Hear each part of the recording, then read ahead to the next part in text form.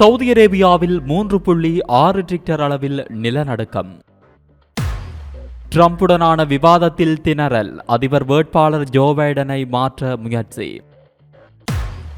Iran ஜனாதிபதி தேர்தலில் மக்கள் வாக்களிப்பு நிறைவு, நாளை உத்தியோகபூர்வ முடிவு. தங்கள் பணத்தை பாதுகாக்க சுவிஸ் வங்கிகளிடம் உதவி கோரும் பிரான்ஸ் பணக்காரர்கள். பாகிஸ்தானில் அதிகரிக்கும் வெப்பம், பலி எண்ணிக்கை 550ஐ தாண்டியது. கனடாவில் அகதி அந்தஸ்து பெற்ற பெண்ணை நாடு கடத்த உத்தரவு. சவுதி அரேபியாவின் ஹைல் பகுதியில் உள்ள அல் ஷனானின் கிழக்கில் நேற்று 3.6 ரிக்டர் அளவிலான நிலநடுக்கம் பதிவானது. நிலநடுக்கத்தின் பின்விளைவுகள் பதிவு செய்யப்பட்டது. ஹைல் பகுதியில் சமீபத்தில் ஏற்பட்ட நிலநடுக்கத்தின் மையப்பகுதி ஹைல் நகரத்திலிருந்து 107 கிலோமீட்டர் தொலைவில் 5.86 கிலோமீட்டர் ஆழத்தில் ஏற்பட்டதாக சவுதி புவியியல் ஆய்வு மையம் உறுதிப்படுத்தியுள்ளது. நிலநடுக்கத்திற்கு பின் அதிர்வுகள் எதுவும் பதிவாகவில்லை. இதேவேளை பெருவின் கடற்கரைக்கு அருகில் 6.9 ரிக்டர் அளவிலான நிலநடுக்கம் ஏற்பட்டதாக புவி அறிவியல்களுக்கான ஜெர்மன் ஆராய்ச்சி மையம் தெரிவித்துள்ளது. நிலநடுக்கத்தால் சுனாமி அச்சுறுத்தல் இருப்பதாக கிடைத்த தரவுகளின் அடிப்படையில் அமெரிக்க தேசிய சுனாமி எச்சரிக்கை மையம் தெரிவித்துள்ளது. ஐக்கிய அரபு எமிரேட்ஸின் தேசிய வானிலை மையம் உள்ளூர் நேரப்படி காலை 9:36 மணிக்கு நிலநடுக்கத்தை அதன் நில அதிர்வு வலையில் பதிவு செய்தது. நிலநடுக்கம் 6.4 ரிக்டர் அளவில் பதிவாகியிருந்தது. 10 கிலோமீட்டர் ஆழத்தில் இருந்ததாக ஆராய்ச்சி மையம் தெரிவித்துள்ளது.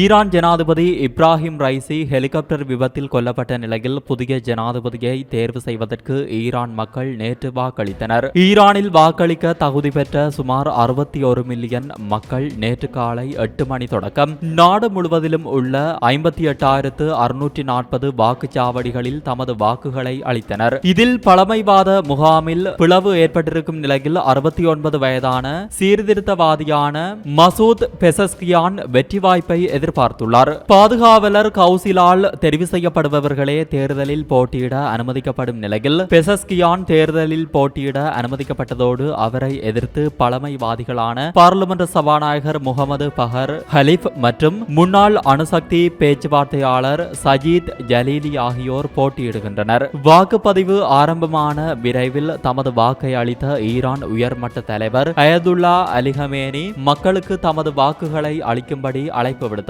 நாளைய தினம் இதற்கான உத்தியோகபூர்வ முடிவுகள் வெளியாக உள்ளதாக அறிவிக்கப்பட்டுள்ளது. அமெரிக்க அதிபர் தேர்தல் நவம்பர் மாதம் 5ஆம் தேதி நடைபெற உள்ளது. இதில் முக்கிய கட்சிகளாக ஜனநாயக கட்சி மற்றும் குடியரசுக் கட்சி நேருக்கு நேர் மோத உள்ளன. இதில் ஜனநாயக கட்சி வேட்பாளராக தற்போதைய அதிபர் ஜோ பைடன் களமிறங்கியுள்ளார். அதேபோல் குடியரசுக் கட்சி வேட்பாளராக முன்னாள் அதிபர் டொனால்ட் ட்ரம்ப் களமிறங்கியுள்ளார். அமெரிக்க அதிபர் தேர்தலுக்கு முன் வேட்பாளர்கள் நேருக்கு நேர் விவாத நிகழ்ச்சிகளில் பங்கேற்பது வழக்கம். இந்த விவாத நிகழ்ச்சிகளின் போது வெளியுறவு கொள்கைகள், பொருளாதாரம், வேலை வாய்ப்பு, சுகாதாரம் உட்பட பல்வேறு விவகாரங்கள் குறித்து இரு வேட்பாளர்களும் விவாதிப்பார்கள். அந்த வகையில் அமெரிக்க அதிபர் வேட்பாளர்கள் ஜோ பைடன், டொனால்ட் ட்ரம்ப் இடையேயான நேருக்கு நேர் விவாதம் இன்று நடைபெற்றது. மிகவும் பரபரப்பாக நடைபெற்ற இந்த விவாதத்தில் ட்ரம்ப், பைடன் என இருவரும் ஒருவர் மீது ஒருவர் அடுக்கடுக்கான குற்றச்சாட்டுகளை முன்வைத்தனர். இந்த விவாத நிகழ்ச்சி தொலைக்காட்சி நேரலையில் ஒளிபரப்பானது. இந்த விவாதத்தில் வெற்றி பெற்றவர் யார் என அமெரிக்க வாக்காளர்கள் 565 பேரிடம் மெசேஜ் மூலம் வாக்கெடுப்பு நடத்தப்பட்டது. அதில் 67% பேர் விவாதத்தில் டொனால்ட் ட்ரம்ப் வெற்றி பெற்றதாக தெரிவித்துள்ளனர். அதே சமயம் 33% பேர் மட்டுமே விவாதத்தில் பைடன் வெற்றி பெற்றதாக தெரிவித்துள்ளனர். இதனிடையே விவாதத்தின் போது ட்ரம்பை எதிர்கொள்ள முடியாமல் ஜோ பைடன் திணறியது அவரது கட்சி ஆதரவாளர்கள் மற்றும் நிர்வாகிகளிடையே அதிர்ச்சியை ஏற்படுத்தியுள்ளது. இதனையடுத்து ஜோ பைடனை விலக்கி வேறு வேட்பாளரை களத்தில் இறக்கலாமா என அவரது கட்சியின் மூத்த நிர்வாகிகள் பரிசீலனை செய்து வருவதாக தகவல் வெளியாகியுள்ளது. அதிபர் தேர்தலில் போட்டியிடும் ஜோ பைடனின் வயது ஏற்கனவே பேசுபொருளான நிலையில் அவரது உடல் தளர்ச்சி மேலும் பின்னடைவை ஏற்படுத்தியுள்ளதாக கூறப்படுகிறது. பிரான்சில் தேர்தல் அறிவிக்கப்பட்டுள்ள விடயம் சுவிஸ் வங்கிகளை பரபரப்பாக வேலை செய்ய வைத்துள்ளதாக துறை சார்ந்தோர் தெரிவித்துள்ளார்கள். பிரான்ஸ் நாட்டில் தேர்தல் அறிவிக்கப்பட்டுள்ள நிலையில் தேர்தலில் வலதுசாரி கட்சி வெற்றி பெறும் என கருத்து கணிப்புகள் தொடர்ந்து வெளியாகி வருகின்றன. இந்த விடயம் பணக்காரர்களை சற்றே பயமடைய செய்துள்ளதாக தோன்றுகிறது. காரணம் என்னவென்றால் சுவிஸ் வங்கி ஊழியர்கள் தங்களை பிரான்ஸ் நாட்டவர்கள் தொடர்ந்து தொலைபேசியில் தொடர்பு கொண்டு வருவதாக தெரிவித்துள்ளார்கள். அதாவது பிரான்ஸ் வலதுசாரியினர் ஆட்சிக்கு வந்தால் தங்கள் சேமிப்புக்கு பாதிப்பு வரும் என அந்நாட்டு மக்கள் அஞ்சுவதாக தெரிகிறது. முன்னர் பிரான்ஸ் நாட்டவர்கள் மட்டுமல்ல, பல நாட்டு பணக்காரர்களும் தங்கள் பணத்தை சுவிஸ் வங்கிகளில் ரகசியமாக சேமித்து வைப்பதை வழக்கமாக கொண்டிருந்தார்கள். ஆனால் இப்போது அப்படி செய்ய முடியாது. ஆனாலும் தங்கள் பணத்தை காப்பாற்ற ஏதாவது செய்ய முடியுமா என பிரான்ஸ் நாட்டவர்கள் சுவிஸ் வங்கி ஊழியர்களிடம் ஆலோசனை கேட்டு வருவதாக தெரிவிக்கப்படுகிறது.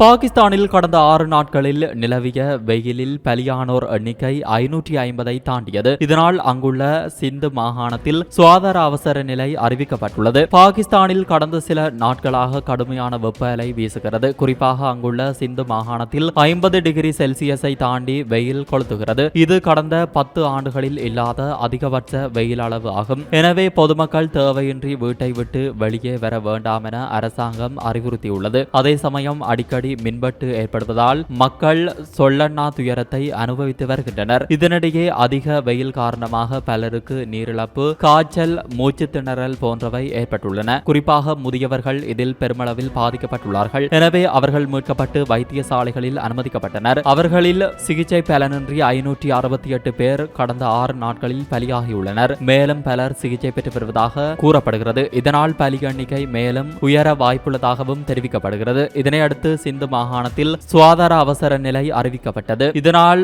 டாக்டர், நர்ஸ் உள்ளிட்ட சுகாதாரத்துறை ஊழியர்களுக்கு வழங்கப்பட்ட விடுப்பை அரசாங்கம் ரத்து செய்துள்ளது. மேலும் வெயிலால் அதிகம் பாதிக்கப்பட்ட பகுதிகளில் ராணுவம் தற்காலிக சிறப்பு மருத்துவ முகாம்களையும் அமைத்து நோயாளிகளுக்கு சிகிச்சை அளித்து வருகிறது. வடகொரியா நாட்டில் தகவல் மற்றும் பொழுதுபோக்கு மீது கடுமையான கட்டுப்பாட்டை அமுல்படுத்தியுள்ளதுடன் அவற்றை மீறினால் கடுமையான தண்டனைகளை விதிக்கிறது. இந்த நிலையில் தென்கொரியாவின் கேபாப் பாடல்களை கேட்ட 22 வயதுடைய இளைஞரை வடகொரியா பொதுவழியில் தூக்கிலிட்டதாக சர்வதேச செய்திகள் தெரிவிக்கின்றன. குறித்த இளைஞன் 70 பாடல்கள், 3 திரைப்படங்கள் பார்த்தது மட்டுமின்றி அவற்றை விநியோகம் செய்துள்ளதாக தெரிவிக்கப்படுகிறது.